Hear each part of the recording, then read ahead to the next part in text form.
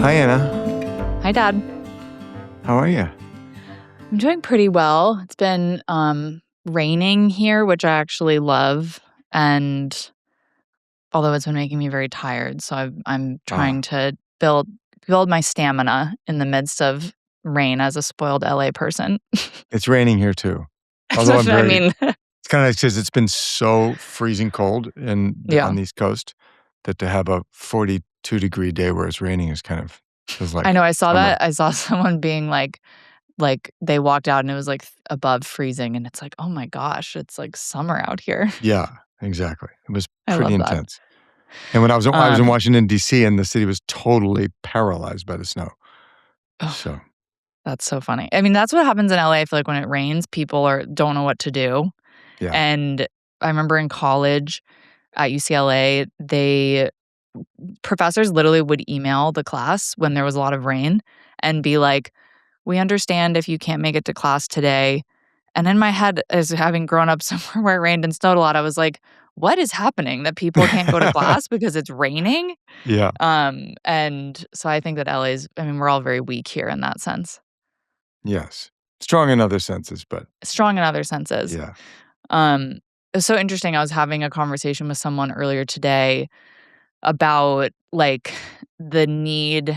It was a friend of mine, and he was asking, like, he was feeling anxious about the fact that he was trying to get, a phone call set between like a producer and an agent about a project, and that it wasn't happening, and he was feeling like it meant the project wasn't going to happen. And he was like, what do you do to like process that anxiety? And I was thinking about conversations we've had, and I was like, it really is like you have to remember what you can control, and like all you Mhm. can control is the person that you're connected to in that process, making sure that they're on top of it. And I feel like it's somewhere that it was funny talking to him because I was like, oh my God, I feel like I used to have so much anxiety around the business side of things. Mhm. And I think through getting older, through experience, I think through conversations with you and mom and understanding kind of that emotional side of it a little bit better, that I was able to kind of say to him advice that I feel like I'd been given before, which was you can't take it personally, and like you can't pretend that their own ineptitude to set a meeting means anything about you or your creativity. And I was very proud of myself, actually. Well, that's great. I know it is so hard not to take it personally. Yeah. I mean, yeah, because like, I used to spend hourly creating whole scenarios about why, my agents were about to drop me because, it took them a while to return my phone call and what they really thought of me or this project. I mean, you know, and I I was like, none of that is true. People just have trouble managing their workload, and more often than not is they actually just don't have their act together as much as you do. So, I think that like always is the key, is realizing that people just sometimes like aren't as good at their jobs as you want them to be, and it doesn't mean yeah. that they're fully bad at their jobs, but I do feel like it just always comes back to, like, you have to focus on what you can control and what you're doing, and specifically creatively to always prioritize that and not catastrophize, like, what could happen or what the worst case scenario would be. And, I don't know, I feel that I've gotten a lot better at that over the last couple years, and so much so that, like, in some ways I'm like, "Oh, I kinda need to, like, make sure I'm paying attention to the progress of things a little bit more, and tuning into the, the loathsome business of it all sometimes, because I've been very steeped in creativity, so trying to find that balance again. Yeah, yeah, yeah. I mean, the way I deal with it, which is sometimes not the best, is I just assume I have to do everything myself. I literally assume no one's gonna Right. ever do anything for me that they're supposed to do. Do you not get, like, bitter or annoyed? I used to.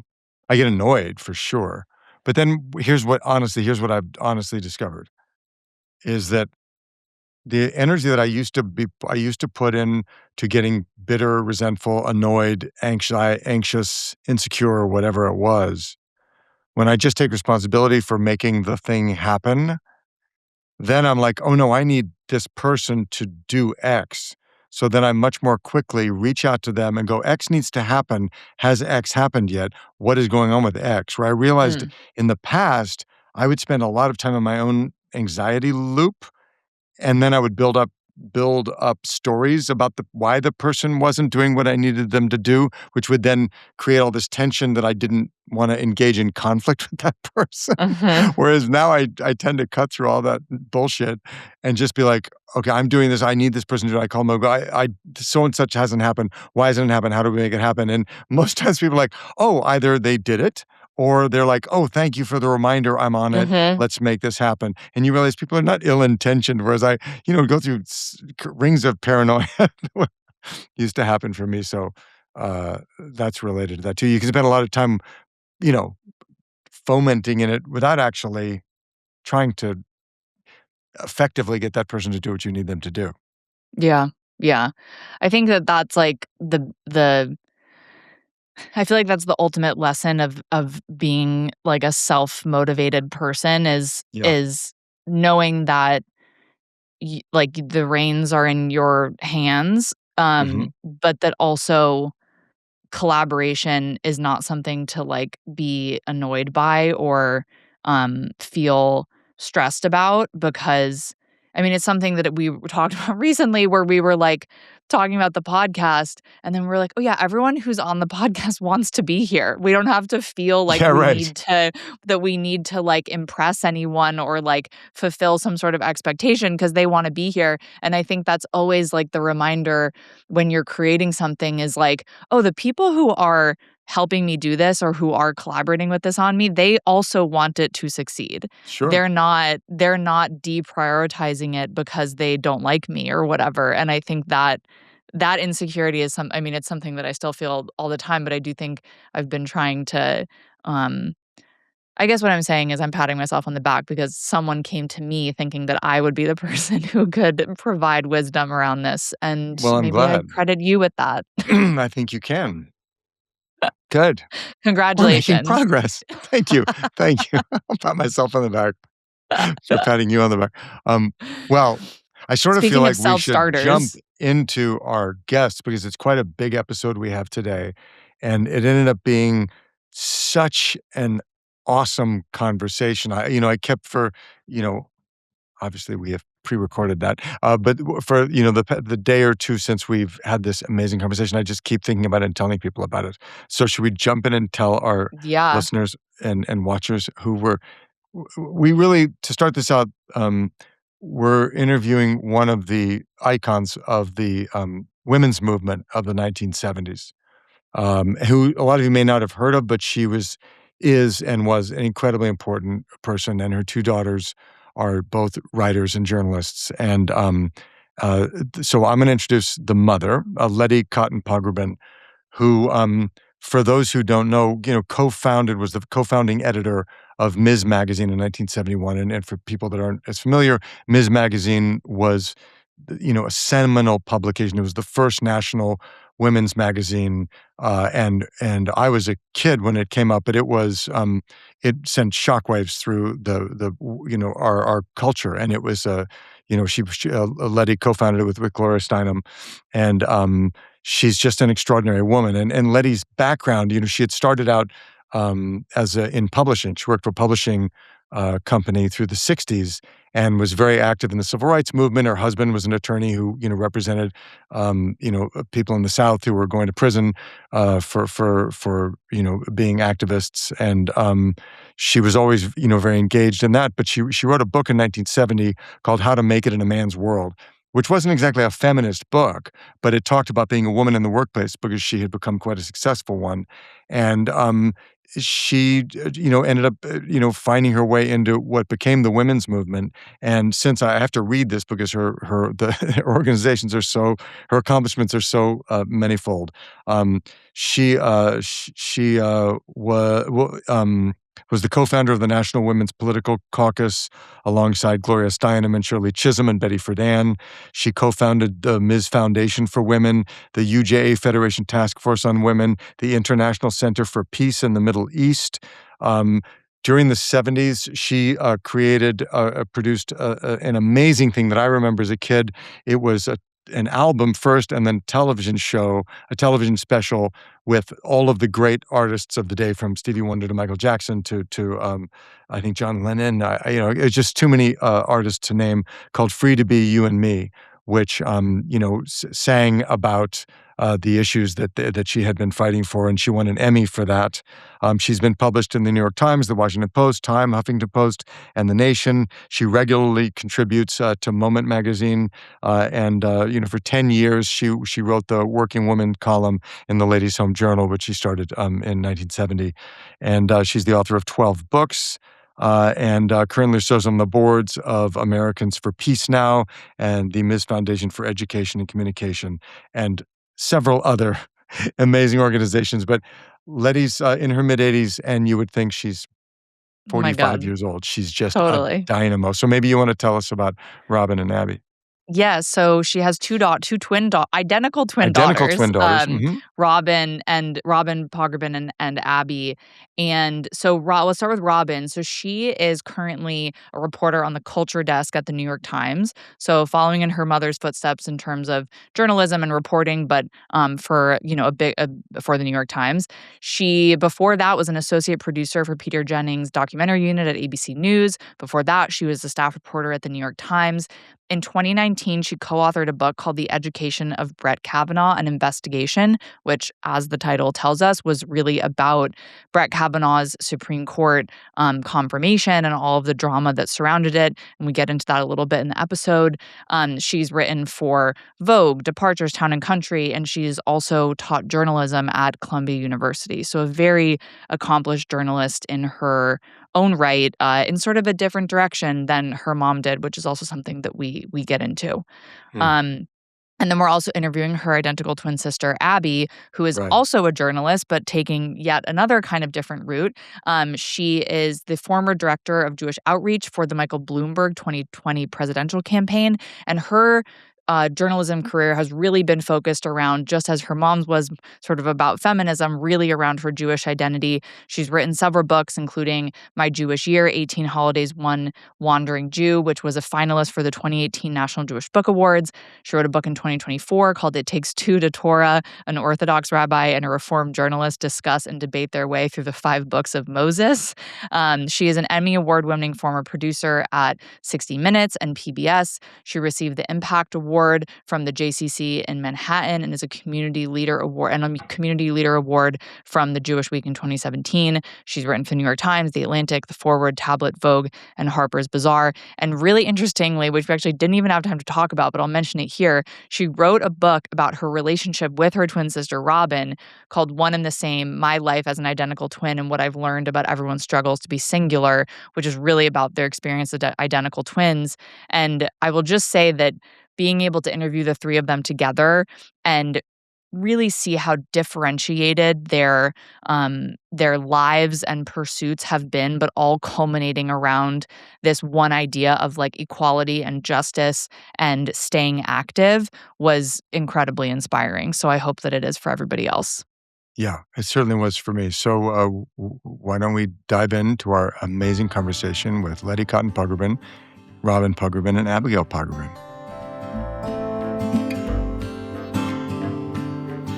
Thank you for being here. Thank you so much for being here. It is, we're thrilled, and it's really an honor to have, especially you, Letty, but both you, Robin, and Abby. And well, so just to dive right in, Letty, we'd love to hear you talk a little bit about how you found your way into being the writer that you are, the activist that you are, starting out, I think, after you graduated from Brandeis, as I did, uh, a little bit after you. Yeah, you approached was your activism born of your being a woman in a male workplace? I know, your first book was How to Make It in a Man's World. I mean, what was your journey in the '60s? I mean, I was a cheerleader at Brandeis because that was the only activism available to women at that time. Wow. I was Wow. also on the Hilltopper, which was our newspaper. I'd been a writer since I was 9 years old. I published my own little magazine called the Zip magazine, and I used to charge subscribers 3 cents a copy. And I was 9 years old in 1949. And then I would mail it out, and the stamp would cost 3 cents, so I would never understand the profit motive. But in terms of activism, um, I was very involved in some as a child in involved. I mean, as a child, I was taken to demonstrations and sat around the dinner table talking about injustice. And, it was a Jewish left wing household, and everybody was, either a communist, a socialist, or a left winger or a Democrat. There was nothing to the right of that. And Brandeis was a very progressive school. Brandeis was tuned in, whereas other schools were pretty somnambulant in the 50s. But I really got turned on during the civil rights movement. We marched. My husband and I were. He went down to South. He was a lawyer, and he went down South to argue for uh, African Americans to be able to demonstrate and get the vote and so on. There was a lot of qualifications on voting, and I was just involved in anti-war, anti-nukes, and pro-civil rights. So in a very passive way. It was the women's movement that turned me on to be a true activist. And how did that Uh, happen for you? that happened because after my first book was published, I was amazed. That was How to Make It in a Man's World. I was amazed to be attacked by people called women's libbers, and I didn't even know what they were because my first book described my career in publishing, and it was a pretty Mhm. nice, even keel uphill to the peak where I became vice president of my publishing company. I didn't realize women had a problem Hmm. because you Hmm. didn't look beyond your own, field at that point. I was doing very well in the publishing business, but then when my book manuscript was delivered, my publisher said, "You're going to be attacked by feminists, women's libbers who are gonna say, you know, 'Why don't you wake up? Other women aren't having it so easy. Hmm. Look at what's happening to poor women. Look at what's happening to, women of color. Look at what's happening all over the country in places that are not the Upper West Side of New York City.'" And that was sort of a wake-up call, and when I Huh. went my book tour was a 20-city book tour for, uh, How to Make It in a Man's World, I became a kind of disavouer of my own book. Hmm. Yeah, I think Or it's important to note, Mom, that you Yeah, were not a feminist when you wrote that first book. exactly. That's the point. Wow. I was not a feminist. I didn't know what a women's lib was. It hadn't hit the mainstream. There was a very active radical women's movement that I was completely unaware of Wow. in 1970 when my book was published. Do you think if you had not written that book, you would have kind of just continued life the way it was and maybe never had your eyes open to it? Or do you I think it was inevitable? can't imagine that because then it hit the fan in such a big way Yeah. in the United States. That was a period where you had, 7 channels on TV. So when anything happened, everybody knew it. We were all culturally on the same page at the same time. You Hmm. couldn't have avoided it. It was front page on Life magazine, Look magazine, Newsweek, Time, and that's what everyone read. There were not, 700 and something channels and all this online podcasts such as ours. But so you couldn't miss it. So, and Mhm. I don't think, given my background in movement sensitivity and proclivities toward that, I would never have been oblivious. Mm. Yeah. Yeah. Well, so just to follow up real quick. Mhm. So, How to Make It in a Man's World was published in 1970. Right, And if you're saying you weren't a part of the feminist movement right. yet, really, a year later, you were the co-founding editor of Ms. Magazine. That's right. Well, So, it's a that quick was a pretty quick turnaround. transition, right?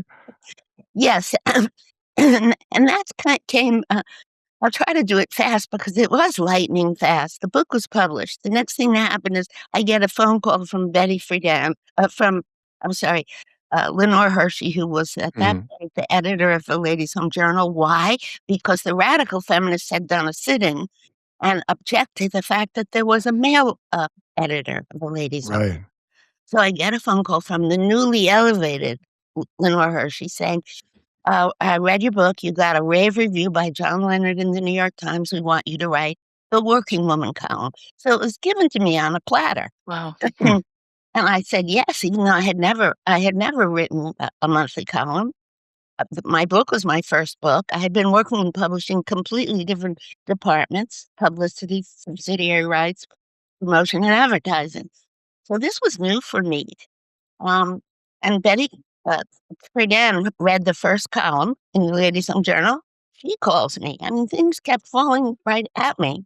You Mm. would be oblivious not to respond to these kinds of invitations. And she said, "I've read your Working Woman column, Ladies' Home Journal. I love it. I'd like you to be my writer." I had no idea what it meant to be somebody else's writer. But she said, "We're going to be founding the National Women's Political Caucus in Washington in 6 weeks. And I'd like you to come down there and write up the workshop sessions so I can write my plenary address. You can't Wow. be everywhere at once. I would be, in other words, reporting the conference." And that's how I learned to report a conference, Wow. running around and scurrying. And there was no computers or anything, nothing. We had no faxes, no computers, nothing. We're lucky we had an iron you could plug into. In any case, I did that, and I was just replete with notes. And then she said, "Go into that workshop room over there, it's empty, and write it all up for me, and give me, bullet notes and blah, blah, blah." So, of course, this is all new to me, and I'm in a tizzy, and I open the door of the workshop room where I'm supposed to work in, and sitting in there at a table. You know how they used to be covered with green tablecloth, green satin Mhm. tablecloth? Sitting at one of those tables, a lot of empty tables, was Gloria Steinem. And that's how I met Gloria Steinem. Mm. And I said, "Oh, I'm so sorry," because I knew who she was by this time. "I'm so sorry." And I started leaving, and she says, "No, no, no, come in. If you know Gloria," which Abigail and Robin have known all their lives, "what you see is what you get. Gloria is just an open, caring, she can never say no to anybody." So here I am, a little nobody. In 1970, I was 21, Wow. and I come in, and I'm like a trembling leaf, and she says, "Come, come, come, sit here." I'm sitting at her table. She said, "What are you doing there with all those pads?" I tell her. He says, "Well, I'm writing up my keynote speech, so let's work on it together." And we did, and we were up until 3 in the morning. Ended up, it was so icy cold from the air conditioning that we took off all the green, tablecloths and put them on us like walls and stoles, and we were like under hoods. It was freezing, and that's how she ended up inviting me to come to New York when we get back to New York to help start Ms. Wow. That's amazing. So, Robin Wow. and Abby, at this time, you guys were how old? 5. Wow. So, were you, like, aware that your mom was going through this kind of big life transition? Like, at that age, what did that feel like as a kid that you suddenly saw your mom going and hanging out with, who maybe you didn't know, but at the time, very famous Gloria Steinem suddenly? I mean, I think that it's hard because it's all you know as a Yeah. kid, and it was the water we swam in. And um, one thing my mom didn't say was that she didn't start out as a feminist, and she had that awakening with my dad, and so it was very much integral to our family ethic overall. It didn't feel like mom was on her own independent Mhm. journey. Um, and I guess the only way we really started to feel it was, in these kind of she ended up specializing in something called Stories for Free Children, and she also reviewed non-sexist toys for Ms. And so she would bring them home for us to kind of test. And she just always made a point of making sure our brother played with the dolls, and we had, the trains and the cars and the trucks as well. Hmm. There was a real sort of consciousness of not doing pink and blue in our household, and a real kind of disparagement of that, and this kind of mantra that you can do and be anything, and nothing is gender specific. There are no limits. I don't know what you would add, Yeah. Abby, Abby. what was your experience? I mean, I would say that it was all kind of by osmosis, and Robin's completely right that it was, again, the air we were breathing. What I do remember, though, was a sense of kind of excitement. Like something was happening, and it was Mm. Mhm. happening in our house, and it was happening when we visited mom at the office. and there was a sense of something kind of getting built in real time, that it wasn't just a job. There was some momentum about it. There was some import to it. And that in a way we were a little bit of the test run of Huh. this new thinking and this kind of new courage. And part of it was there, as Robin said, when we say that you could do anything, be anything, it wasn't like you are the best. It was that just don't let anyone ever tell you you can't. And Mm. particularly around, whether it was playing on the softball team or being the president of something or being the editor of something, like, go for the top job. Why Mm. not? And work hard. It wasn't a sense of it being handed to you, but that there was a sense of very early on, don't let anybody kind of chart your course for you or tell you there's a lane for boys and a lane for girls. In terms of Gloria, for some reason, I will say she just was always kind of a star.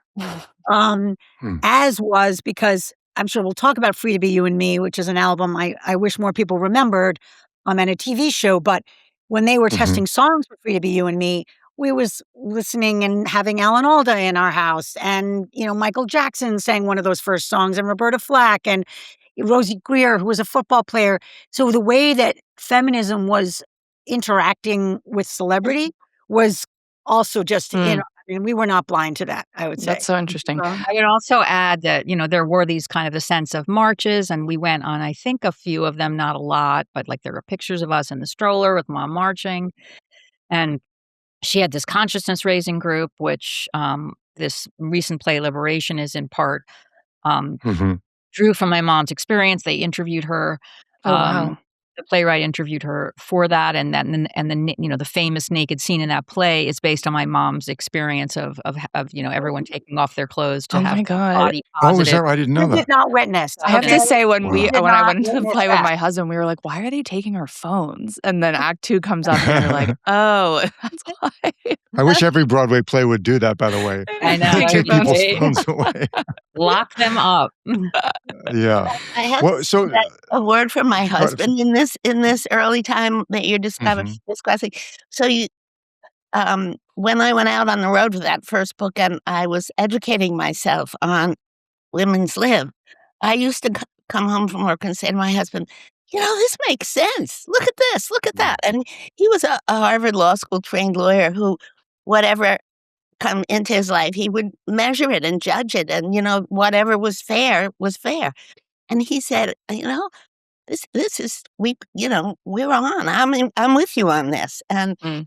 though the girls will tell you that we had a gendered household in terms of like he couldn't cook anything but eggs, literally. And I like to cook. I like to cook. I enjoy it. Um, but he would clean up the dishes. I mean, we started kind of recalibrating, and Mm. he was always extremely involved in their lives to the point where I remember he was the one who remembered their shoe sizes. I mean, what father remembers a kid's shoe sizes, you know? Mm. There were certain measures of Sure his Tony does. involvement. I'm sure Tony remembers. I do actually. Do you? But Yay.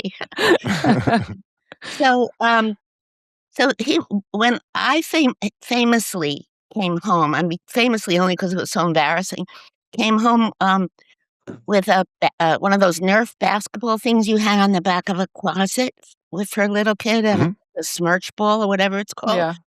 and I came home with it, I was so excited, I found it at the subway stop and brought it home. I put it on David's closet, and Bert said to me, "David is 2. Can't play basketball. Women are very athletic, and they know how to shoot a basketball. Put him on there." Oh. They were sharing a room and big room, and he was in the smaller room. And that was such a wake-up call for me that Mm. even I, who was going to miss Yeah. every single day, came Wow. home and put this on his closet There's door. like an ingrained thing Yeah, sometimes that exactly. all of us have to get over. Yeah. You know Robin and Abby, Um, like, so you've talked about, the fact that this was just the even with what your mom just said, the culture of your household, there were certain things that from such a young age that that's the way the world was. But what about the outside world? Like, how What was your consciousness that not not everybody's household was like that, that maybe there was blowback, your school, the way, men, related? I mean, what was the opposite, your awareness of the opposite tension growing up? Either one of you. Abby, you wanna go? I mean, I'll just start by saying that I think there was an awareness that we were in a family that was conscious of these things just because it was much more in our vernacular than others. But I also think that, growing up in the 70s and 80s, this was kind of a shift that a lot of families were Mm. experiencing in terms of awareness and kind of waking up to expectations and barriers and glass ceilings that everyone had accepted until then. I'm a journalist, as we all are, because, that was in our Mhm. DNA, I guess, so we landed all in the same similar profession. But when I wrote a piece for New York Magazine on the 40th anniversary of Ms., and I Yeah. was almost ashamed, honestly, to discover only by my research, and this was, not that long ago, to look back at the archives of what things were like and what the pushback was, how vitriolic, how frankly demeaning and derogatory the response was to the feminist movement, to Ms. Magazine, to Free to Be, to any things that we take for granted now that at the time were truly groundbreaking and in many ways just rejected Mm. wholesale by the majority of the population at first. Forget about the fact that a woman couldn't get a credit card by herself, join a synagogue by herself, that there buy a car. There were so many things that we take for granted that were just basically, baked into the kind of the American way. And just doing this research and going back to the archives that are actually Gloria's papers and Mom's are at Smith, and kind of can't remember where else, Mom, you'll remind me. But the point is Yeah. to go back to because they didn't have computers, everything is handwritten, all these legal pads of which articles to write and assign, and also seeing the news clips of the Mm. pushback, and it would really make your skin crawl. It was Wow. shocking to me. And that was in a way more to your point, Tony, but when did I wake up to what was the norm versus like our life? Mhm. Like, that it happened late. Mm. I think also though there we were sort of somewhat indoctrinated in the pushback. We felt very empowered to kind of take on the culture so Mm. that we were sort of armed with rejoinders in a way from our mom. And like, whether people, the bra burning cliche, for example, we would, say that's really not what it's about. It's not about women being better or burning it down. It's about equal opportunity. And that just seems like hard to argue with. I remember this one comeback, like if we were walking down the street with another woman linking hands, a friend, and somebody called us lesies or lesbians, the line that you had to throw back was, "What are you, my alternative?" Mm. So, like, That's um, good. there was just like kind of a way where you just sort of felt like you were part of the fight. Right. And something like Free to Be also really broke it down into this, parents are people and you can be anything you want and boys can cry. And Mhm. I think that normalized it as well. There was a stereotype about the hairy, unshaven, angry, Mhm. shouting feminist. And Mhm. I think that I personally felt a certain pride that we had the mom feminist who was strong as they come, fearless as they come, but doing all the things, like the it's not the proving of a key you can have it all, but the sense that one did not have to be sold for the other. It wasn't Mhm. a zero-sum game, Mhm. and you could be the mom that was frankly picking out our birthday presents and making sure we went to the dentist, and also the mom that was writing articles and kind of changing the world, and that it wasn't driven by rage. Mhm. And I'm not saying that I'm denigrating the rage was well earned, Right. and fair And important. and important, but Mhm. as it is in any movement. But I also think that that is not the success of a movement at the end of the day. And when you look, whether you look at Martin Luther King or, let's be honest, Gloria is the famous one. Mom will always say it for the right reasons. In addition to Gloria's incredible strength, she had incredible humor. If you Mhm. watch any Mhm. interview on YouTube with her, she's deflecting all the time. In addition to having to look as gorgeous as she is, and that mattered too. There was a sense of it's not that it made it palatable, but it wasn't that that anger was, in a sense, the organizational principle of this. As Robin said, this was just fairness. Well, not giving up femininity, not giving up the great things about being a woman that people want to embrace, which I think, is the perfect kind of comeback to it. Is like I can be the makeup wearing, hair doing person, but also believe in all of that stuff, and that is power in itself. It's about choice. Although Yeah. my mom will take issue with the word femininity, but will. that's Okay, I will take never- issue. whole podcast. Yeah, good luck, Go, Anna. let's Go hear off, go off. Who's to say what I would femininity is? open that and say, the hairy-legged person is a woman too, and chooses That's Mhm. true. to That's it. true. And that's not a way of, judging her brain, her I'm competence. just anti-Harry, Mom. Okay. We got Harry from you. You just put it into the Discord. Maybe You'll notice I'm staying stereotypical quiet in this section. of stereotypical conversation. femininity. Do you want to ask a question? Wait, Anna? my mom wears mascara. She cares about her clothes too. Mhm. Yeah. Mhm. I have to. Stereotypical femininity, I guess is what I was Yes, going that's a for, good but I word. appreciate the That's lesson. it. I have to illuminate the fact that when people say that, when people met me, when I would go out speaking, they would say, "Oh my God, I thought you were taller. I thought you were bigger," Mm. because there is an image of a hokey woman. If you're going to go out there and you're really going to confront sexism and misogyny in its face, there's an expectation that you're going to look like Andrea Dworkin, who you may remember wore farmer's overalls and was a very large presence and kind of wild hair and a little bulky, let's say. Mhm. When she came into the room, she commanded presence. I'd sound like Minnie Mouse, and it takes me a while to gain authority through my speech. And I've always had to accommodate to that. So let's say being the girly girl is not always so helpful. Right. Right. You can't help it if you came with this size. I'm very small, and my voice is very small. Yeah. Can You you know- remind us oh, go real ahead. quick, just because you've mentioned it a couple of times, and I think a lot of people wouldn't know about Free to Be You and Me. When you tell us what that was and when that happened? Well, Marlo Thomas came to Gloria and said, "I'm so horrified. I want to buy a book for my niece, and I can't find anything but princess books and nurse books. And, mommy waxes her floors books." So Gloria said, "You have to talk to Letty," because I was the person with 3 children on the staff. We had 5 editors at that time. One had grown children and the others had no children. So I was the, designated expert on family life.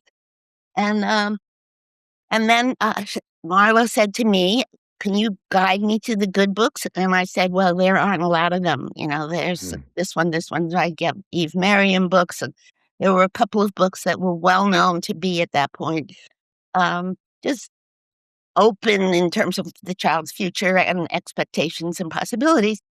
And Marla said, "This is an outrage. We have to." Marla got her dander up very quickly. So she quickly brought together writers and actors and singers and producers and directors, and everybody made this record. The first thing was the record, then was the book, then was the television special. And if you look at them, they really hold up today. I mean, not the production qualities, because they're like all on a flat background. They're very, very primitive in that regard. And the sound is a little primitive. But we have the top people of the day, the top singers of the day. She got them all. That's all Marla. And at that point, you would just hear it out of every classroom. It had permeated the curricula everywhere because people were in a corrective mode at that point. People were acknowledging that education was sexist, classroom behavior was sexist, nursery school block corners were sexist. Only little boys were in there. Why was that? If you open it up and you say, you're going to break the gender mold, perhaps you do it by saying, Mondays are this week, Mondays, Wednesdays, Fridays are boys, and then Tuesdays there's girls, and next week everybody's together. And then suddenly you've got girls going into the black corner without feeling self-conscious about it.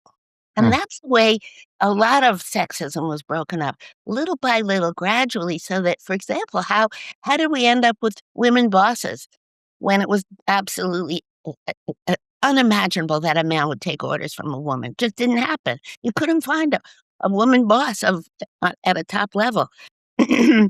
And still very hard to do. But, we have paradigms and we have television shows that reflect that. We're getting Hmm. used to that, and I wanted to go back, Robin, you wrote this article about Liberation, the play that we were just talking about. And for anyone who doesn't know, it's a play on Broadway right now. And I saw it with my husband in December, and we were both moved by it for very different reasons. oh, Me, because my mom is very much like your mom and you guys, and very was part of the movement. And then my husband's mom, not so much so, but I think had the personality of somebody who would have been under different circumstances. uh-huh, And I'm curious, that the play for me, at the end, I really felt like this sense of suddenly recognizing what my mom had tried to do, and then also recognizing maybe the slip back or the history repeating itself that we find ourselves in now. And I'm just wondering if you can talk a little bit more about what the experience was like for you being so intimately involved with that story with your mom, and kind of how you perceive maybe the interesting moment we're in generationally right now for women. Yeah, I mean, it was kind of a fascinating, just kind of way to go back, and seeing that play was interesting, I think, for Abby and myself, because to some extent it was very sort of basic history for us, Mm. since having lived through it, but realizing there were a lot of people in that audience who knew none of it, and had come to that story for the first time and been moved by it. And also just kind of giving that history its due, and which perhaps it hadn't happened. Unfortunately, the play has closed now. Um, but I do think that, people bring a lot of different perspectives to it, depending on what their own personal experience was. And I do think that the takeaway, which was poignant and somewhat tragic, is that it does feel like, for all they accomplished, you are seeing a real rollback now, certainly in terms of Roe v. Wade, um, but also just the idea that women still earn less. How far have we come has always been. It's just that there's more work to be done. The ERA never passed. There are some real milestones of progress, and then there are some that, some real kind of stones that haven't been able to roll forward. They're just too hard to push. And I do think that Abby and I mean, I think it's different for our generation, where, we are both, yes, we're writers like our mom, but we're not activists. And I think that was a real choice, somewhat of a reaction, but also it wasn't, frankly, that necessary, Mm. because so many of these doors had been opened for us. So, we went to college, just assuming we would have careers. We had a sense of entitlement. We just, we weren't pushing down boundaries for the first time, even though you can come up against them. Um, and so I think, it is interesting that there's still a lot of hurdles, and there is still a lot of progress to go. But there's also a sense, I think, of our generation, of a little bit of kind of just enjoying the fruits of it, and I would say complacency. But we're certainly, not as motivated to be in fight mode right now. By the way, I just love that you do this together, because I think it is more feminist than you realize, that a dad and a daughter are doing this partnership and preparing for this. I was listening to some of them, and I just think that candor is part of the feminism with which I was raised, of just kind of having more honest conversations Mhm. cross generationally. I was listening particularly to Jane Fonda and her son, and you Mm. could see that it hasn't all been simple. Like, none of this. I mean, I wish we could turn the tables at some point and interview you two. But I would say about that, it ties into the play for me, that I felt like watching the play and the way that it ended up, where she kind of was trying to reconcile something with her mother's choices. Um, and almost play something out that you never get the chance to do normally, because sadly, your parent is gone when you didn't ask all the questions. I feel like with my mom, she has sort of lived out loud and chronicled beautifully and courageously, but her life is very much been sort of lived in a way that's on paper in many ways. Mhm. And you see not just the arc of her life and consciousness raised, but also the arc of a movement. And her disappointment now, and, seeing the play brought that to life, but also seeing Suffs on Broadway and looking at the fight for the vote and realizing again, Mhm. it's kind of in vogue to just blow all this off now, is the way I would say it. I don't like the word feminist. I don't want to be one. I don't like that. I get it. Some words maybe have failed us, but just to Robin's point of sometimes I want to just say, do you understand what you've taken for granted here Mm. in terms of what you can do, whether it's, become an influencer or raise your kids or have a certain kind of partnership or have a certain, or run something like just these opportunities were simply not there. It was, Yeah. like secretary, teacher, um, and And I then get, I get exasperated with a sense of just the sort of fatigue of Mhm. that history. And I once heard someone I don't want to name because we all know her say, Gloria Steinem, she's just annoying me these days. And I just want to be like, oh my God, if it hadn't been for her, you wouldn't be what you are right now on the platform with which you're calling her annoying. Mhm. And Can you that's really quickly, hard to just describe for people that haven't seen it, that don't know Liberation is played by Bess Wall, can you just describe what the focus of the Bob play is is for good people for who don't that. know? I mean, it's basically a consciousness raising group of a few women who didn't know each other before. They come and they meet periodically and in a basketball gym locally, and they're, just starting to have this awakening about, injustices in terms of how much they're paid or how they're treated by their bosses or whether their spouse is, chips in on household chores. And also, whether or not they gave up their own dreams to some extent, and in order to raise kids, that they just sort of limited their prospects, because they didn't feel like there was a lot of opportunity, endless opportunity available to them. Mhm. And so it is that Right. discussion group, and there's also it kind of fast forwards to a child who's now grown looking back at her mom and having a conversation with Mm, her about that. Yeah. And then they get right, naked. thanks. And then they get naked at one point. Then they But get the naked at play's one point, closed, yeah. so you can't see that part. Yeah. Too bad. Yeah, I wanted to, in talking about the sort of comparison, I wanna just read something that you wrote, Letty, to remind people, of where we were. In 1975, a woman couldn't undergo a C-section without her husband's approval and had only a year prior been granted the right to own a credit card in her own name or take out a loan without her husband's signature. A teacher could be fired when she got pregnant. Classified ads specified help wanted male or help wanted female, and people who applied for the wrong job were unceremoniously shown the door. So that's where we were. mhm. That situation, for that sort of framework, from a society point of view, you know, it seems unimaginable to people of Anna's generation and younger. And yet, I was rereading your 40-year profile, interviews about the 40-year Thank you. anniversary of Ms., and you wrote that in 2011, Abby. And there was a sense of, well, look where we've come from there. We're no longer at it. And now in 2026, we find ourselves, that was during the Obama presidency, and now we're in the second Trump presidency, and, which is now seems to be on steroids of what they're, the sort of backlash to all of it. And I'm wondering how the three of you reflect on that. I see it very much in both your writing, in all three of your writing now. It seems very, I know you're not, what you said about being a journalist, Robin, but you can't help but talk about it. Whether you're talking about the Kennedy Center, Abby, whether you're talking about, what's happening in Jewish culture, or Letty, in your columns in Moment. So how are you looking at the moment we're in right now? Before mom talks, just kudos on the research, Tony.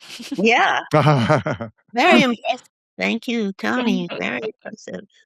Um, I'll admit to being deeply depressed. I know it's not de rigueur to say it that way because movement women, we all kind of buck each other up and say, move on, turn the next page. but I am 86, and the hard thing about being 86 is that you have seen, you know, as I say, you've gone to the mountaintop, and you saw everything happen linearly, like better, got better. All the things that you Mm. just read off got better. And we saw the struggle and we remember what we did. And was it litigation and was it legislation or was it just changing the culture? We know all of our tactics worked. And then suddenly we're losing little by little, one by one. And we're having to deal with um, the kind of backlash that is so toxic now in the form of misogyny of, the manosphere, which if you read, there's a piece in, I'm trying to remember where it was, that literally deconstructed what's happening among men, young men, and how it's being almost institutionalized. Misogyny is being institutionalized. One tiny form of it, which is visible to the whole culture, has to do with pronatalism. Yeah, Mhm. the pressure now, especially with Mrs. Vance declaring her new pregnancy, the pressure now to produce. Mm. It's like baby makers, back to baby Mhm. makers, back to, Kinder, Kusher, Kirsch. The roles of women were very, prescribed, and now they are again, and the trad wife. And Mhm. what we're seeing in terms of the tolerance of violent pornography and what we're seeing in terms of the dismissal of harassment of the sort of, beyond the imagination Jeffrey Epstein type of Mhm. procurement and pruning women. What's the word? Grooming. Right. Well, grooming women. Grooming, right.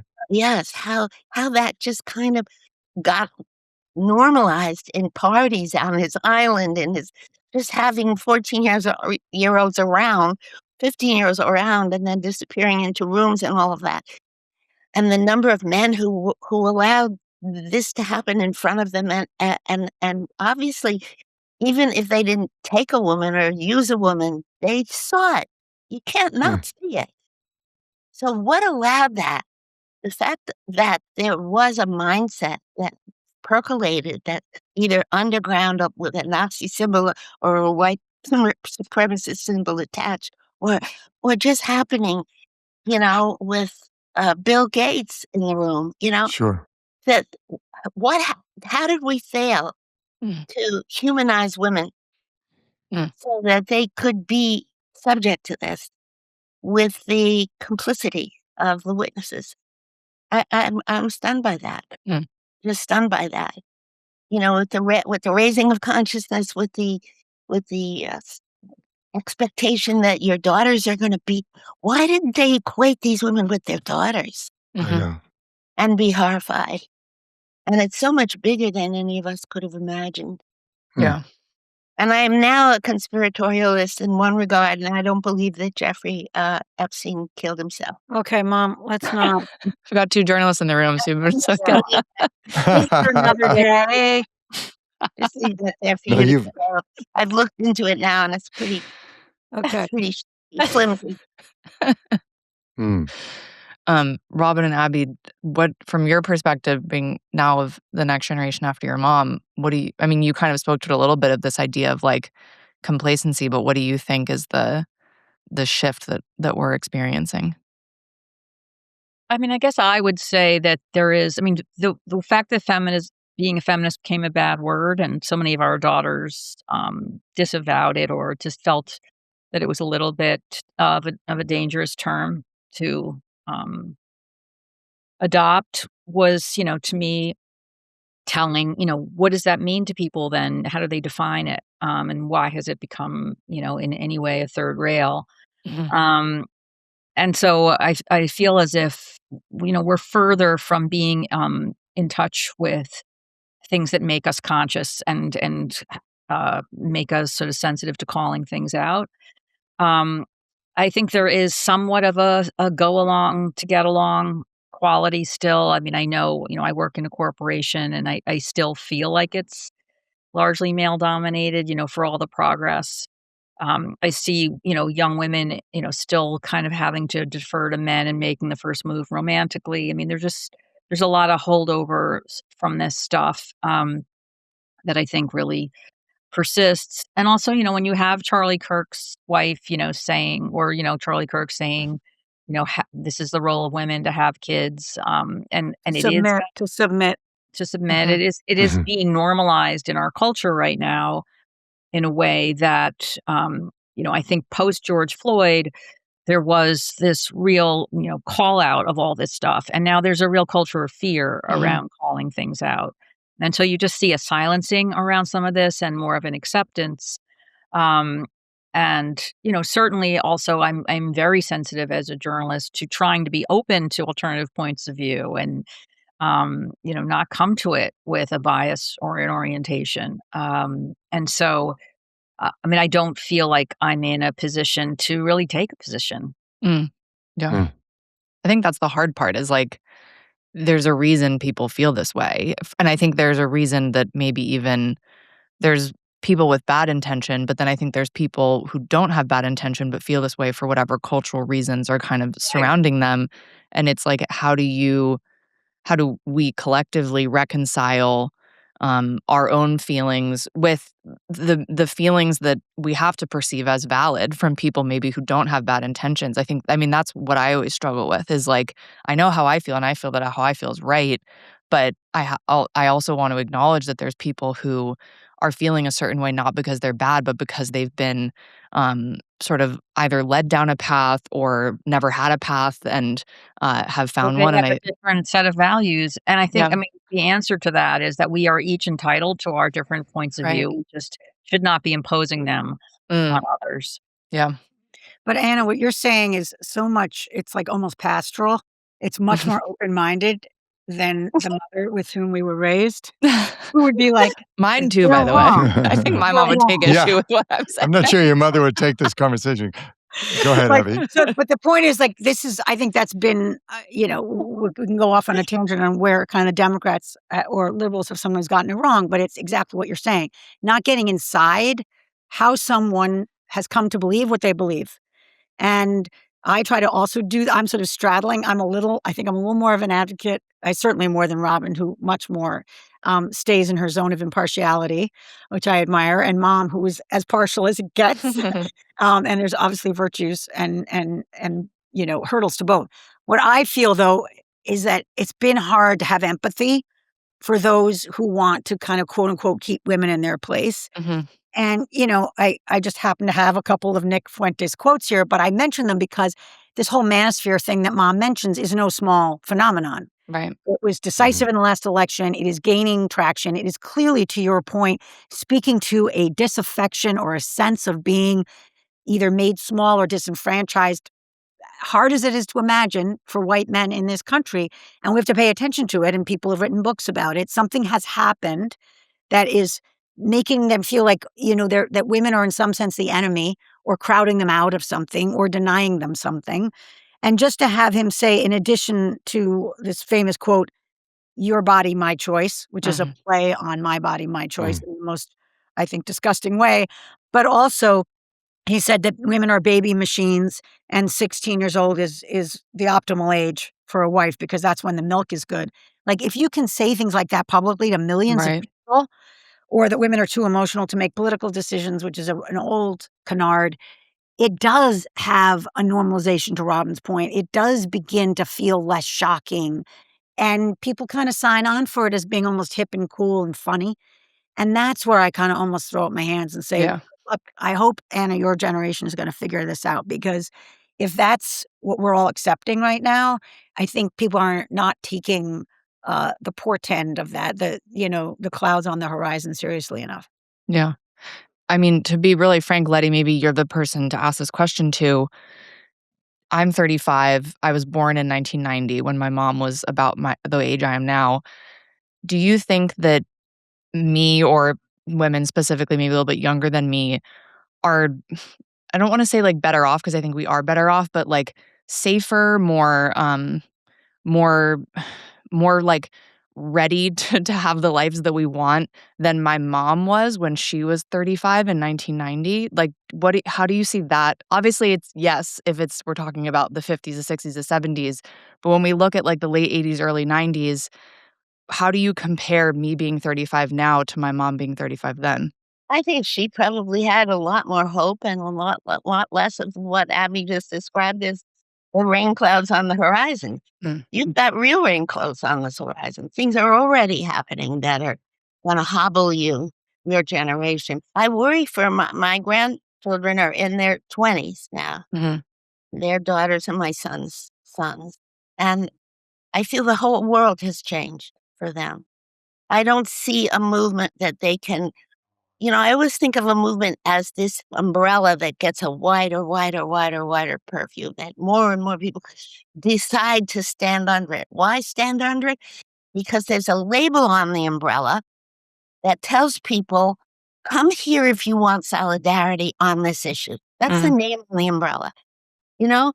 And that's what a movement is. So you're protected from the rain because you're under there with all these people who are laughing and gathering and strategizing and figuring out their next move instead of being by yourself out there saying, "Gee whiz, I hate the fact that I have a PhD in such and such, and my husband wants me to stay home, and he wants me to have more children, and we can't afford it, and I'm not, neurologically or psychologically prepared for it, and I'm getting pressure from my in-laws and all of that." She has no umbrella to go and run and stand on that rain is gonna start pouring down on her, and she's gonna get battered, and I don't know what her life choice will be now, because she doesn't have comrades, you Mm. know? We had comrades. Well, the consciousness raising that we did was precisely for that reason. You sit in your living room or your friend's living room, and you're drinking wine, and you're saying, just take the sexuality.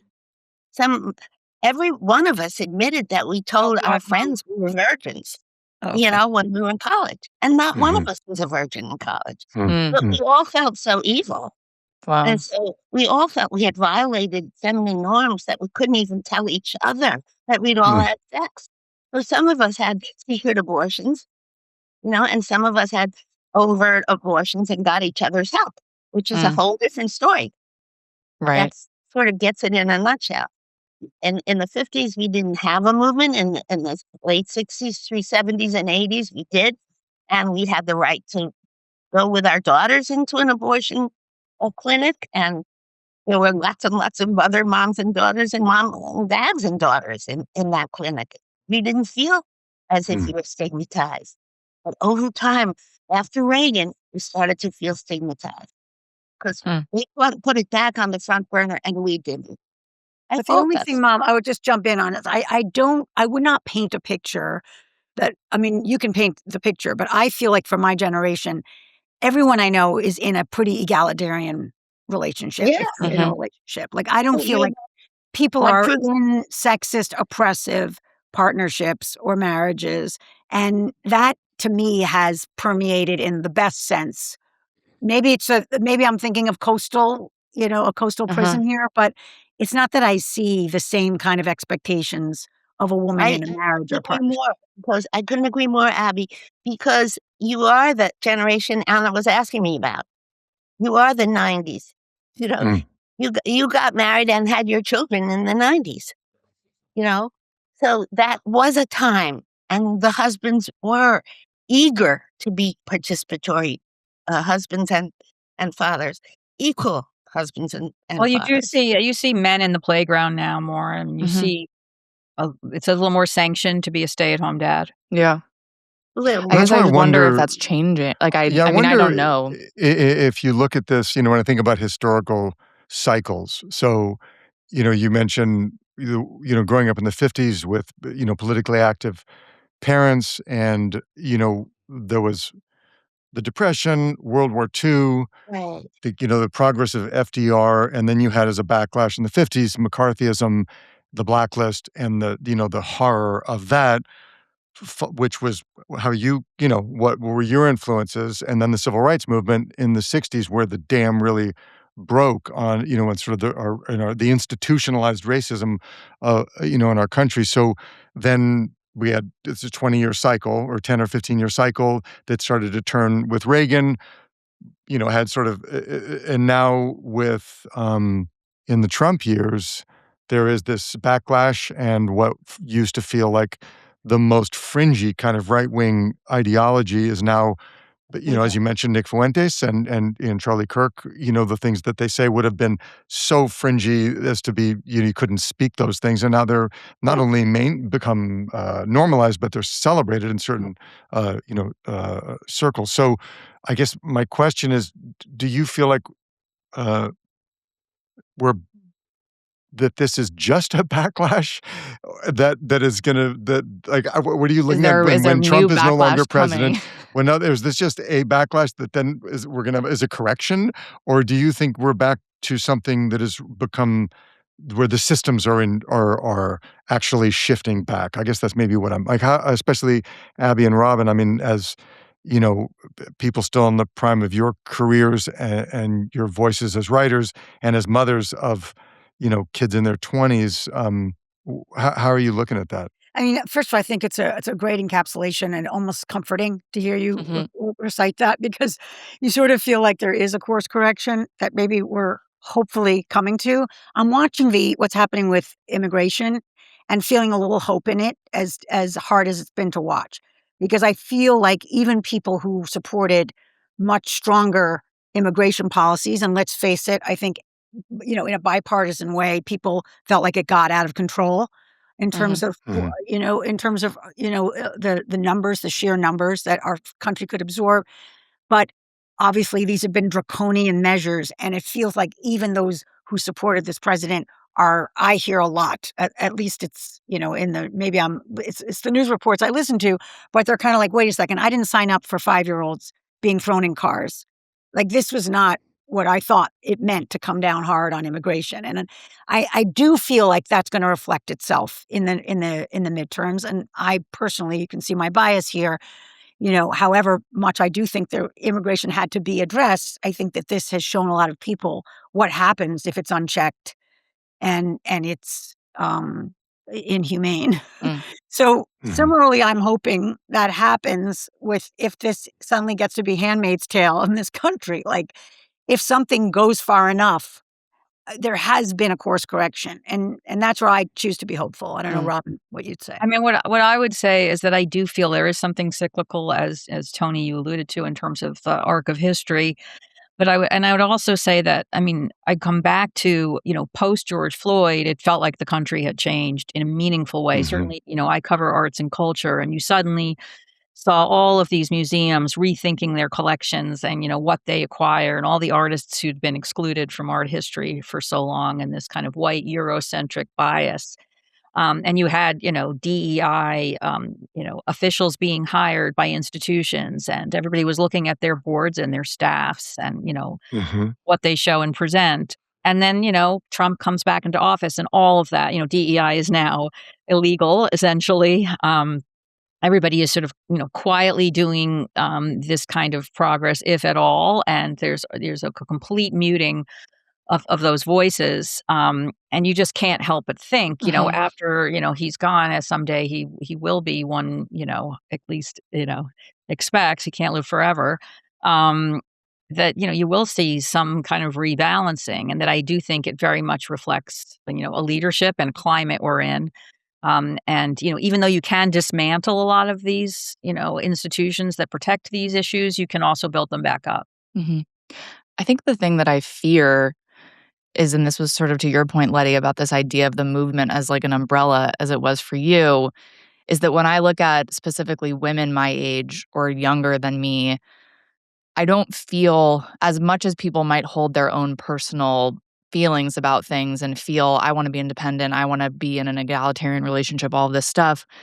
It doesn't seem like because of social media or whatever that there's a sense of like if shit hit the fan, we would step up and try to fix it. I don't sense that. I mean, I don't know if your guys' children have sort of the same experience, but like, excuse me, I don't that's the thing that I fear. I don't know who I don't see something that's gonna really step up and try to change it if the systems, Mhm. aren't able to, like, rectify themselves. I don't have a Well, question. That and was just there's a reason why we don't see that. It's classic, interruption of revolution, and Mm, that is, feminism as a label was excoriated and demonized and stigmatized, and then who wants to be part of it? And Black Lives Matter was presented as thuggish and violent and self-centered and anti-white, so who wants to be part of it? There was a very careful refashioning and recharacterizing of the movements that mhm, changed our lives so that they cracked open and fragmented. And then suddenly within feminism, there are, LGBTQ people who don't feel they've gotten enough attention. And then there are African Americans who don't feel that, white organizing ever really, included them. And then we start attacking each other. mhm, And that's the end of the unity. And so when you need it, when you need solidarity, it's not there. mm. So that's a spiral that happens in, what was it called? The Hegelian dialectic, where it has to go down and then it has to work itself back up, but it has to first repair the whole idea of solidarity. It doesn't happen by itself. It But the takes only thing, leaders. Mom, I would just say, because especially if we're getting recorded here, is I did have some issues with the way the Black Lives Matter movement took turns and had leadership that were things that also divided the people its supporters. So, it's not as Exactly. simple as them they being unfairly demonized. I feel Yeah. differently about feminism, but some people come by those critiques honestly, and you are right, then it suddenly is something you can't wholesale support or sign on to. Mhm. But Yeah. isn't that the same thing you talked about in 1970 where you had, you know, radical feminists who were very, very angry, and, then you had more, moderate feminists, I guess I would call you and maybe Gloria, who were more in the world trying to work sort of within the system to change the Anti-that. system. Or when you look at, Larry Kramer with ACT UP during Mhm. the AIDS crisis versus people who were trying to get, Mm. laws passed and do things in a more we need both of We those need things. both, And, like after George Floyd's murder, and after Michael Brown and George Floyd and Trayvon Martin and, the list goes painfully onward. I remember being on a Zoom with, the founders of Black Lives Matter, and we were talking about this was in 2020, during the pandemic, and it was when the whole defund the police thing happened.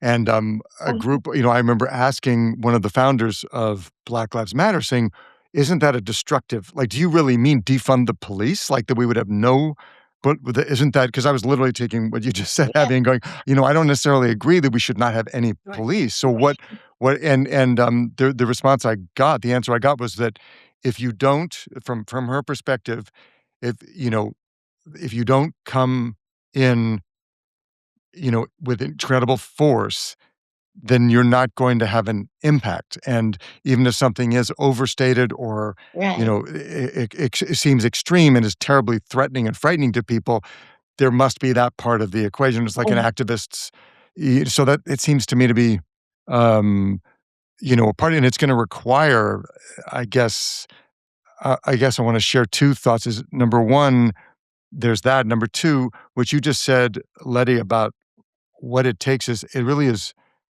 you as an organizer are Mhm. proof of this.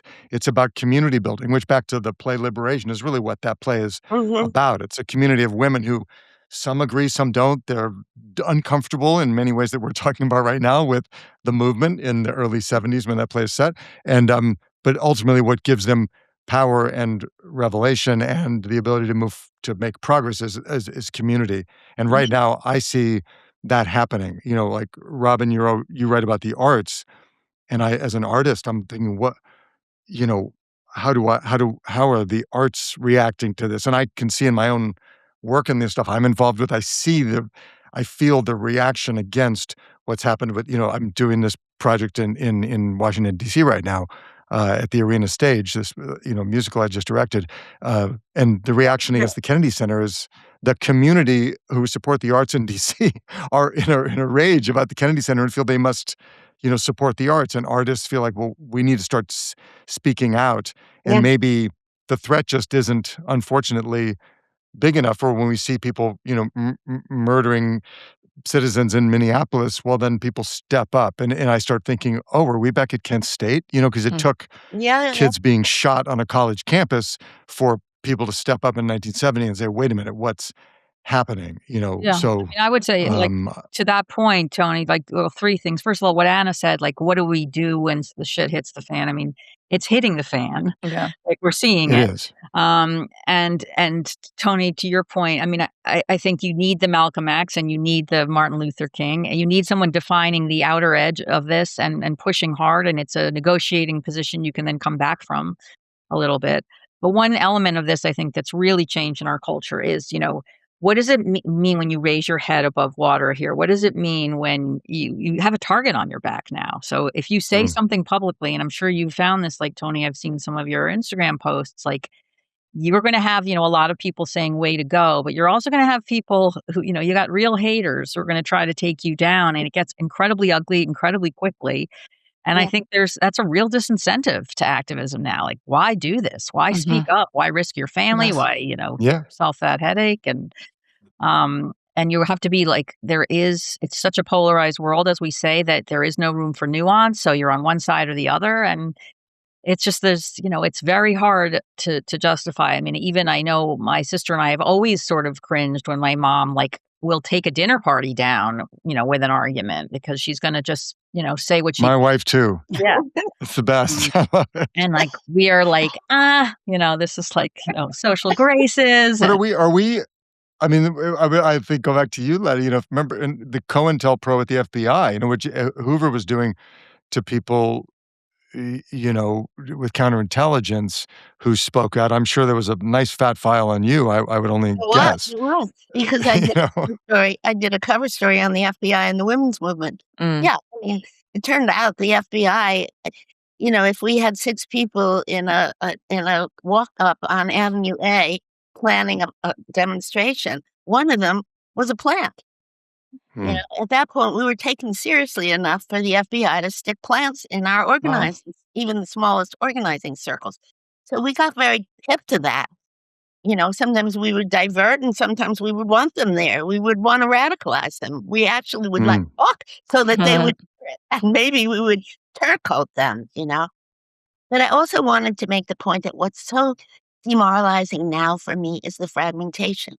In the 2 worlds where I move with passion, one women and one Jews, we are, classic line, forming a firing circle and a firing squad in a circle.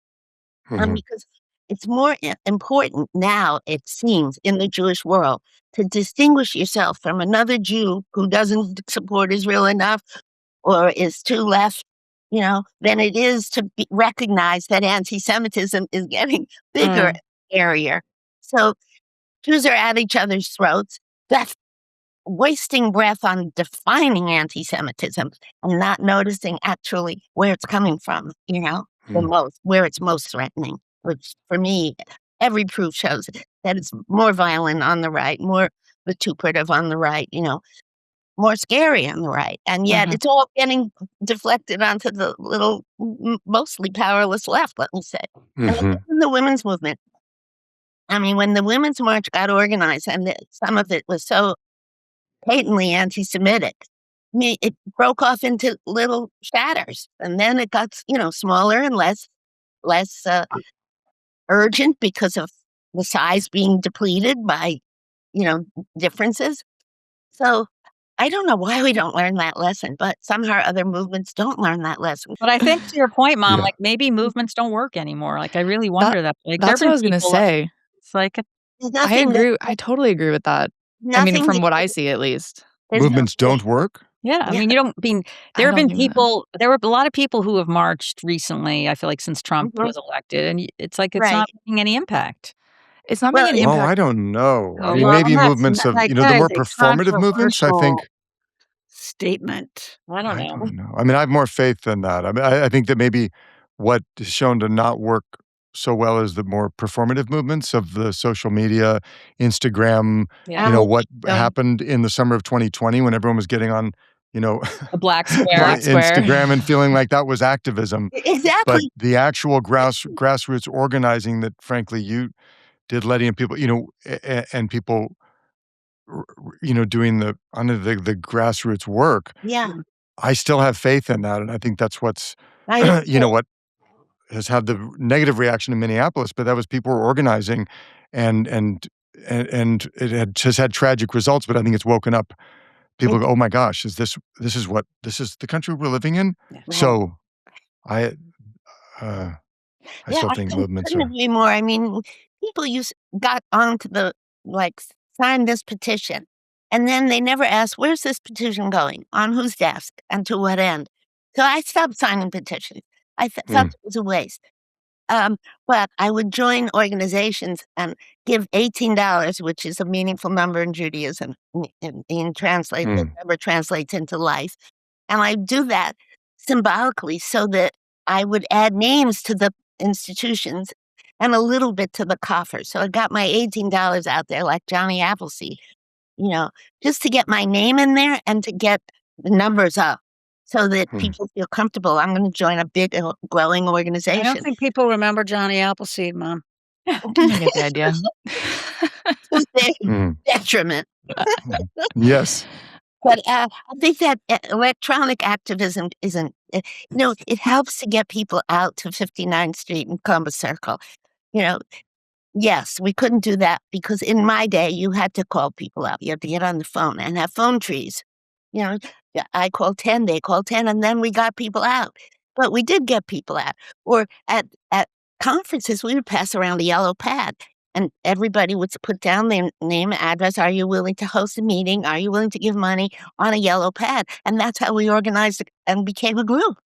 So, Mhm, if we could do it that way, you can certainly do it electronically, but you mhm, can't feel as if because you signed a petition or because you showed up once that you've been an activist, that you've done it. mhm. Mhm. It's a it's a commitment, Yeah, and I think that right now the most important thing is the vote, but organizing is going to get out the vote. So right. we're back to the same formula. We're back to the same grassroots.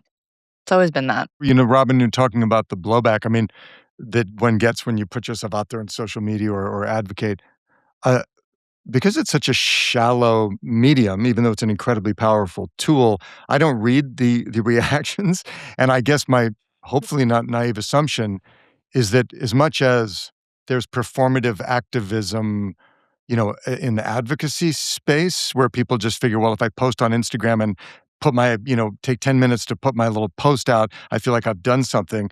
In the same way, I think the trolls that attack people who do take a position are also not there's not much substance and depth to that kind of trolling. So I think that in the same way on both sides, the people who get down and do the work of organizing and actually building community and doing the actual work of that is kind of the same as what you did, Letty, with the phone trees and is gonna have the impact Well, I and wondered, community Abby, like, organizing with you know. are you nervous at all about its impact on your acting career ever? Like, are you worried about going too far out there or being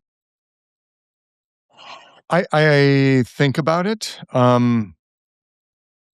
I guess all I try and do for myself is, is make sure that whatever I feel like I'm putting out into the world or speaking out on is something that's taking into consideration everyone's humanity. So, in other words, I love to have a conversation with I love having conversation with conservative people who take a different view than me, and I'm not vilifying an individual, but if I'm going to back away from, uh, you know, what I think is a moral position because I'm afraid it's gonna impact my career or something, then I feel like I shouldn't be doing what I'm doing, or certainly, you know, uh, especially if it's for people who work in the arts, you have to be willing to kind of I view it sort of similarly in the '80s. I remember when I first started out, when I played a number of gay characters, and at that time, people said to me, "You're playing a gay character, don't you realize that's gonna hurt your career because people are gonna think you're gay?" And, again, people forget homophobia, what that was like then. And, Yes. I thought, "Well, if I'm gonna back away for that reason, then I shouldn't call myself an actor," Mhm. Mm.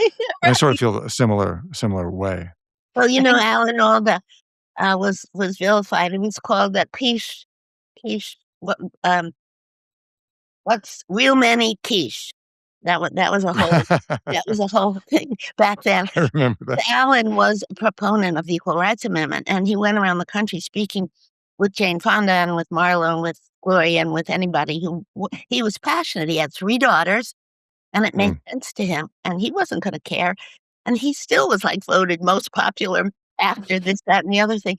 I mean, people m u ultimately respect somebody who goes out on a limb and hazards their career. But what Robin said before about when it starts to be a threat against your family, when you get doxxed, when you get pizzas to your door, and when you get cops and firefighters to your front lawn, then I think you have to probably think twice about it for mhm, Mhm. absolutely, your absolutely. I've family. never, thank God, And hopefully, that not had immediately to deal with that. evokes for me, would I save Jews if I were an Aryan in Germany? I don't know. I mean, Mm, that's when I go all the way to the end and say, would I find a Jew in my attic if mm. I were a Mm, white Aryan? And I don't know. So mm, I have to think there's a line where you have to protect your family first. I mean, I did a mm, book on Brett Kavanaugh, and I Mhm. didn't realize what I right. was stepping into. And, like, after that, not only did, Trump at he was president at the time, tweet about the book, I had a huge amount of backlash, and then I had to the Times had to, like, basically make sure my whole family was not Wow. identifiable, anywhere That's on the that's where internet. the being an identical twin, I thought, "Wait a second now." Uh-oh. Oh, shit. Right. Not to make this about me, but Robin has imperiled my Yeah. life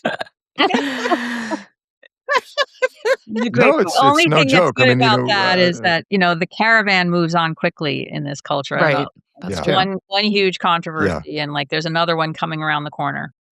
I think That's in right. some ways, right. though, sometimes it's simpler that I mean, not that all of that stuff is not important, but when I think back to, like, why people stay out of things now, I feel like the other side of it, beyond people being public figures or people writing books and their families, maybe being in danger, is just that, like, people are too fucking busy with all the shit happening in their life. Like, I mean, that's what I see mostly. Like, I feel like even my friends who are the most intelligent and most politically aware, even for them, the idea of being like a true activist, like you were talking about, Letty, of not sort of the performative element of it, but doing things that can actually move the needle, it's such a heavy lift now because I think the community doesn't come immediately and it feels like work and we all are struggling with work because so many of us are unemployed or whatever, whatever it is. And I think that's where I get nervous is there's the side of it that's like, okay, there's a lot of violence out there against people who are really speaking up and may have platforms, but then there's also just the sheer amount of I would say like reluctant apathy on people's parts because we can't process everything and step into the arena in a meaningful way. Mm. Because I do think that the structures, like maybe you had set up, Letty, so many years ago, don't exist anymore. So it's like, oh God, like the structures have to be built again. We'll have to build them I'm not again, going to and do it, in the like, same way that, Letty, you I were was in the movement, your husband as an attorney went down south to in the Yeah, civil rights movement. I mean, that's a trailblazing thing to do, and I'm sure it was. your guys' dad took a lot of was a very dangerous thing to do yeah. in the Yeah, the mid-60s, right? Jewish lawyers were doing that left and right, so he was in a Yeah. cadre of like-minded. But I wanna ask Anna, is there something attractive now when you watch the play about forming a CR group? And not if so, why wouldn't you do it? It's so easy. You And know then you would what's have a support group. Yeah, it's so can I like, I'll be super honest.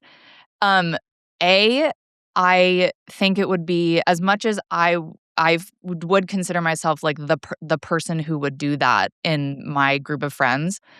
I don't think that people feel they have the time or the interest in doing extracurricular things like that at the moment, at least in the circles that I run in. I think people want to have dinner and whatever, but like when the conversation becomes overly serious, people or sort of overly I don't want to use the word political, but I don't mean political in the like politics sense. I mean in the sort of like movement sense. I just think that people are like exasperated and that's not I don't know that I would be able to I actually did something after the election. I had a group of women over and it was really interesting. We like had a conversation about what people's fears were and kind of what it wasn't so much, I guess, maybe like activating, but it was more about like what are you feeling about the fact that Trump has been elected again, that these certain issues maybe are going to arise again, and it was great, but there I don't know. It's like whether it's laziness or it's If I might push you a tiny bit, yeah like if I would my daughters at the dinner table, if it wasn't political, yeah if it started with either like the question, the myth of the vaginal orgasm, Oh my which was a God. read Ma, we were do not deciding. start with the vaginal orgasm as an Okay, open. okay, or the second or another no, well, that was a very big Mm, position paper that went around in the women's movement at that time, and people were talking about, mm. were we sort of programmed, brainwashed to believe every And I woman just think had a a softer, orgasm? So The first. I get it. second, I get the idea. if that's too dramatic, then you could start with when have you felt most powerless and most Mm, powerful?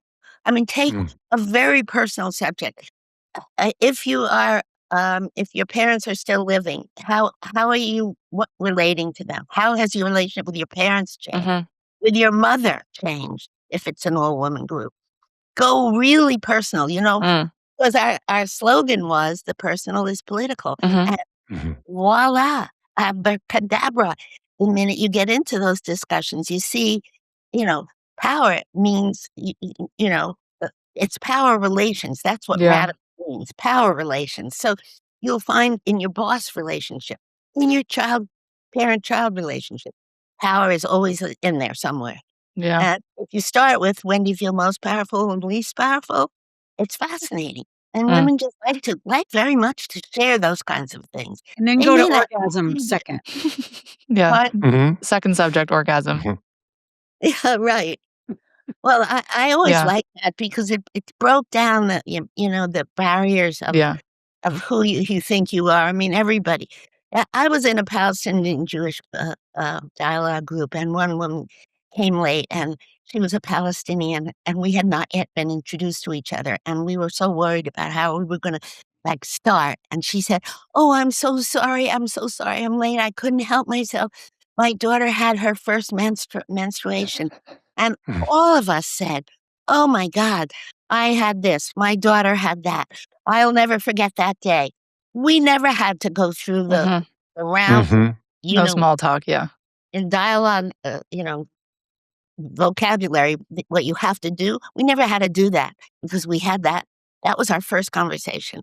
We so totally equalized each other because had each either gone through it or gone through it with our kids. Mm. So And Anna, that's menstruation and orgasms are Yeah. the icebreaker.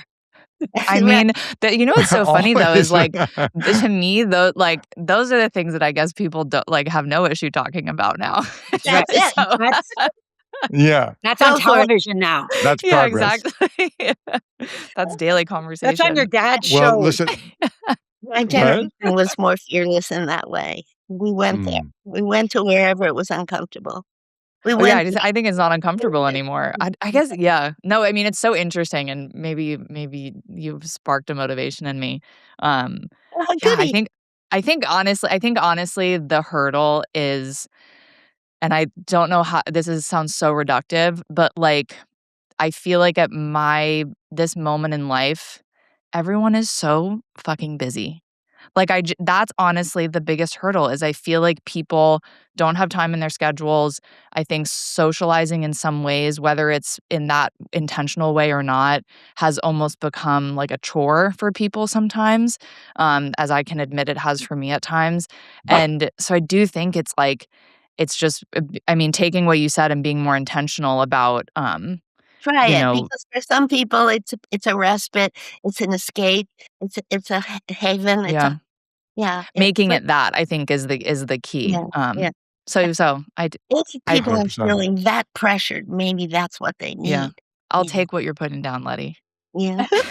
That's beautiful. Well, look, we have taken a lot of your time. This has been an amazing conversation, so I love listening to you we don't guys. wanna take, Thank you so much. too much Thank we you. don't take advantage, but, thank you. This has been amazing, and I hope, for everyone watching and listening, take inspiration from what you're saying, Letty, because it's worth it, and I do. So I know Anna and I'll follow up on this with each other, but I'll also, building community. It's the Great. only solution, Mhm. and Thank let's you not for your let's not voice. wait. Don't wait until things get as bad as as they Right, could possibly as they get. do. Mhm. Thank you, Tony, for your voice. Very powerful to have you speak. The ultimate ally. Well, it's great to see you all. Thank you for tuning in to Far From the Tree. Be sure to follow or subscribe wherever you get your podcasts.